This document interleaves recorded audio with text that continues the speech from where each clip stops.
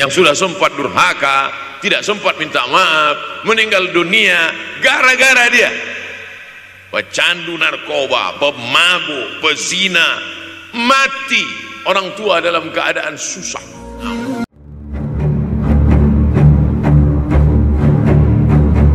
Kalau saya bicara tentang ibu, sesungguhnya ayah sudah masuk, karena tanpa ayah kita juga bukan apa-apa dan bukan siapa-siapa. Dosa yang paling mengerikan adalah kalau ada orang jual sabu-sabu, peminum khamar, di dunianya bahagia, happy, senang. Itu Ustaz, pengedar narkoba, hidupnya aman, adem ayem, tentram. Di akhirat azabnya baru diberikan Allah SWT.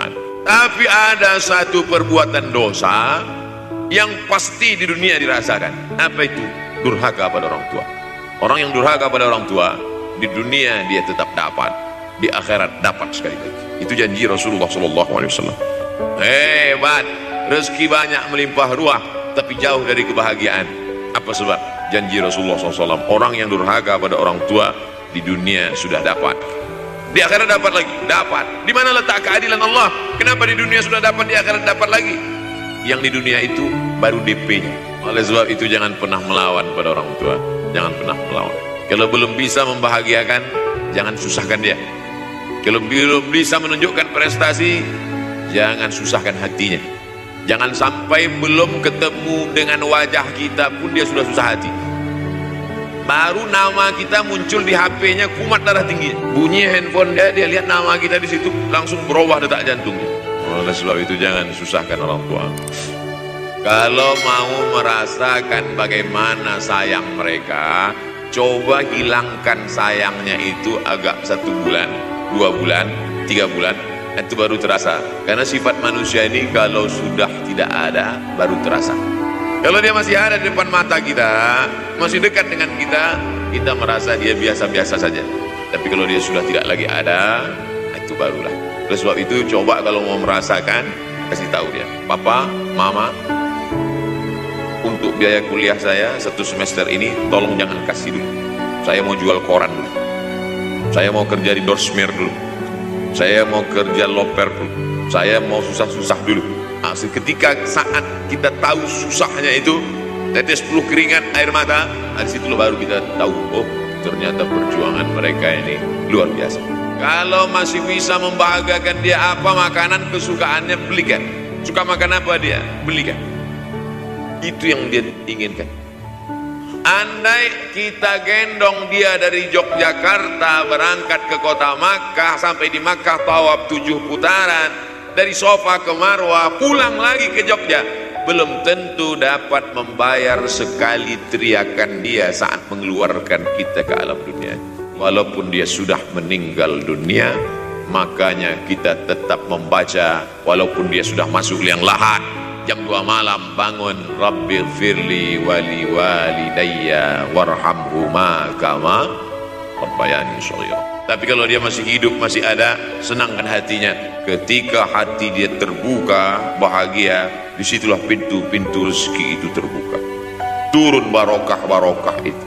Buah kalau matang itu dijolok, jatuh.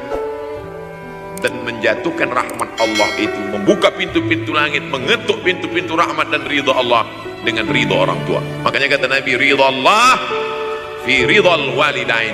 Kalau Allah ridha, maka semua yang kau mau dia berikan. Orang kalau sudah ridha itu artinya senang. Orang kalau sudah senang, semua dia kasih. Apa yang ada di tangannya, itu dia berikan. Dari malam sampai di hotel, datang seorang jamaah, buka cincinnya, cincin paling dia sayang, dia kasih ke saya. Orang kalau sudah senang hatinya, semua dia kasih.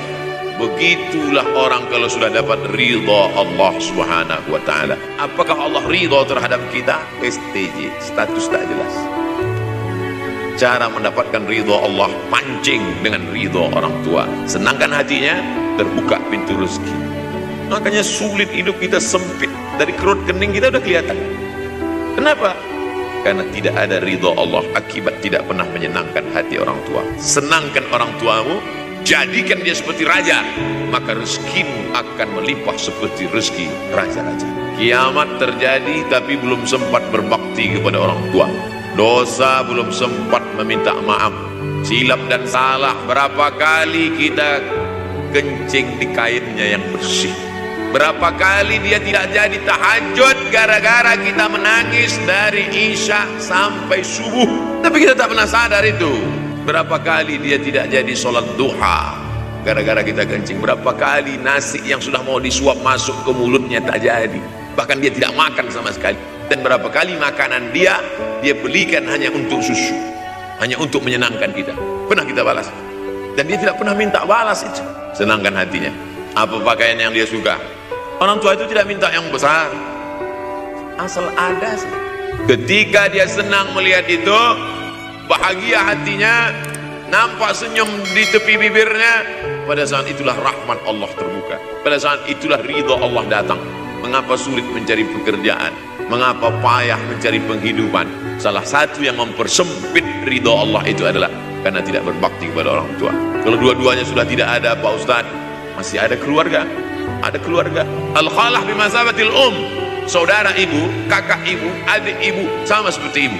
Sambung lagi silaturahim, buat dia senang, buat dia bahagia. Yang sudah sempat durhaka, tidak sempat minta maaf, meninggal dunia gara-gara dia pecandu narkoba, pemabuk, pezina, mati. Orang tua dalam keadaan susah, na'udzubillah. Sudahlah tidak membahagiakan, malah menyusahkan. Orang yang durhaka pada orang tuanya, insya Allah anaknya juga akan durhaka kepada dia. Oleh sebab itu maka jangan pernah durhaka. Kalau sempat durhaka lalu kemudian meninggal dunia dia, Pak Ustaz, sudah meninggal pun tetap masih bisa berbakti. Pertama dengan doa, kedua dengan sodakoh. Kalau kebetulan rezeki banyak sodakoh. Kalau tidak ada rezeki melimpah, doa, bangun malam, Rabbi firli, ya Tuhanku ampunkan aku, wali walidayya, ibu dan ayahku, warhamhuma, sayangi mereka berdua, kama, sebagaimana rabbayani shaghira, sebagaimana mereka mendidik aku.